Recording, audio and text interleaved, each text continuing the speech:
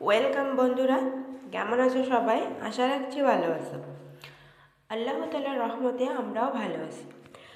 আজকে আমার নতুন একটা ভিডিওতে সবাইকে আবারও একবার ওয়েলকাম জানাচ্ছি। আজকে চলে আসলাম আমার মেয়েকে সকালের স্ন্যাক্স আইটেমে বা বিকেলের হালকা নাস্তায় যে নুডলসটা রান্না করে দেই সেই খাবারটা তোমাদের সঙ্গে শেয়ার করব। তো প্রথমে আমি পানি একটু হালকা গরম করে নিয়েছি আর এখানে দিয়ে দিলাম নুডলসটা আমি আজকে ভেঙে নিইনি, পুরো নুডলসটাই দিয়ে দিয়েছি। আর হালকা একটু গরম পানিতে এটাকে একটুখানি সেদ্ধ করে নেব। বাচ্চার খাবার কিন্তু পুরোপুরি সেদ্ধ করে রান্না করা উচিত, তাই আমি আগের থেকেই গরম করে নুডলসটা সেদ্ধ করে নিচ্ছি। আর সেদ্ধ করার পরে নুডলসটাকে ভালো করে 2 থেকে 3 বার পানি পাল্টে পাল্টে ধুয়ে নিতে হবে, কারণ নুডলসটাকে অনেক দিন পর্যন্ত সংরক্ষণ করার জন্য এখানে প্রিজারভেটিভ মেশানো থাকে অথবা কেমিক্যাল দেওয়া থাকে। সেই কারণে বাচ্চাকে খাওয়াবো ভেবে কিন্তু সেদ্ধ করে নিয়েছি। আর সেদ্ধ করার পর দেখো এখানে আমি অনেকটা পরিমাণে পানি দিয়ে আবারও ধুয়ে নেব। 2 থেকে 3 বার কিন্তু পানি পাল্টে আমি ধুয়ে নিয়েছি। আর এখন কড়াই গরম করে নিয়েছি আর এখানে দিয়ে দিলাম 1 চামচ পরিমাণে ঘিটা হালকা গরম হয়ে আসলে দিয়ে দিব পেঁয়াজ কুচি। আমি আমার পরিমাণ মতো পেঁয়াজ কুচি দিয়ে দিচ্ছি। আর পেঁয়াজটাকে হালকা একটু ভেজে নেওয়ার পর আমার মনে হলো যে আর একটুখানি ঘি লাগবে, তাই আমি আবারও 1/2 চামচের মতো ঘি দিয়ে নিলাম। এই ঘিটা গরম হবে, এরপর আমি দিয়ে দেব গ্রেট করে রাখা গাজর। এই নুডলসটাকে অনেক বেশি পুষ্টিকর এবং মজাদার করার জন্য আমি গাজরটাকে অনেকক্ষণ আগেই গ্রেট করে রেখেছি, সেটা দিয়ে দিব। অবশ্যই বাচ্চাদের যদি দ্রুত ওজন বাড়াতে চান এই খাবারটা একবার ট্রাই করবেন, বাচ্চারা অনেকটাই হেলদি হবে।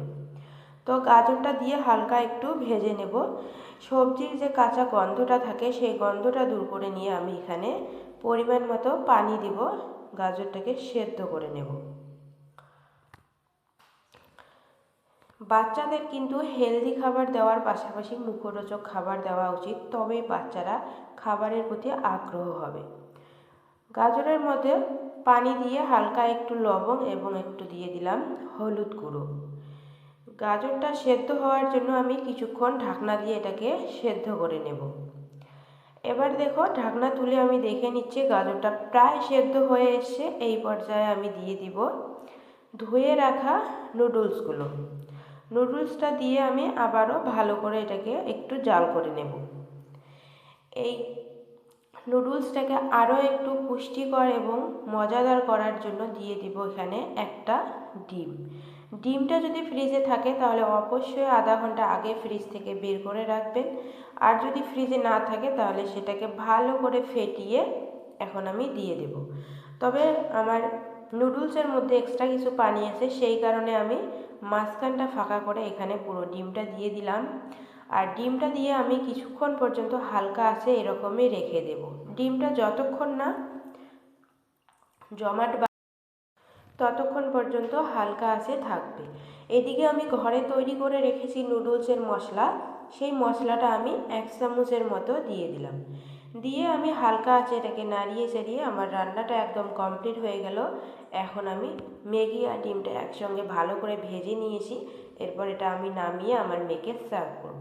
আমি এই রেসিপিটি যেদিন খাওয়াই আমার মেয়ে সত্যি সবটাই খেয়ে